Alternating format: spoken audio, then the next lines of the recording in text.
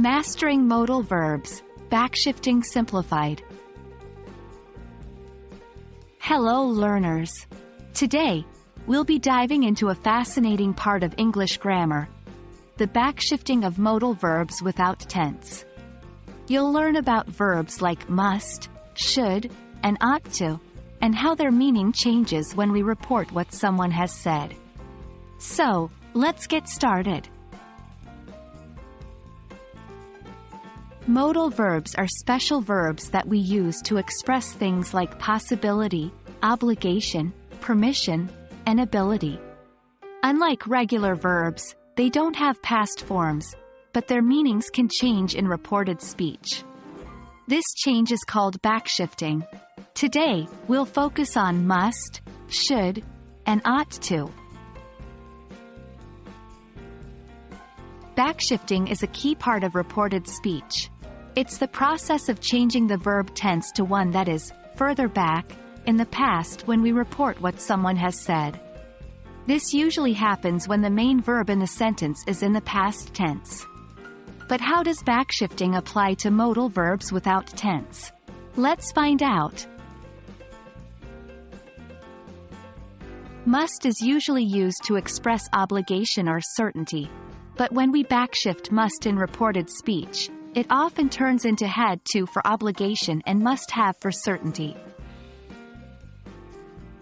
For example, direct speech. I must finish this work today. Reported speech. She said she had to finish that work that day. Or, direct speech. This must be the right place. Reported speech. He said that must have been the right place. Should and ought to express advice, recommendation, or expectation. In reported speech, they don't usually change, but we can also use should have or ought to have when we backshift them. For example, direct speech. You should see that movie. Reported speech. He said I should see that movie. Or, direct speech. You ought to apologize. Reported speech. She said you ought to apologize. But for unreal past situation, we use should have or ought to have.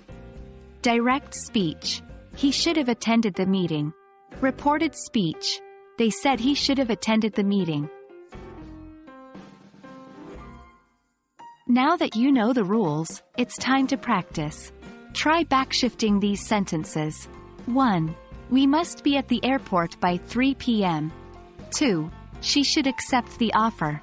3. You ought to study for the test. Don't forget, backshifting doesn't always have to happen, but it's a good practice when the context is clearly in the past. That's all for today's lesson on the backshifting of modal verbs without tense. Remember, understanding how these verbs work will improve your English significantly. Keep practicing, and soon, you'll be a pro at handling these shifts. See you in our next lesson. Stay curious, and keep learning.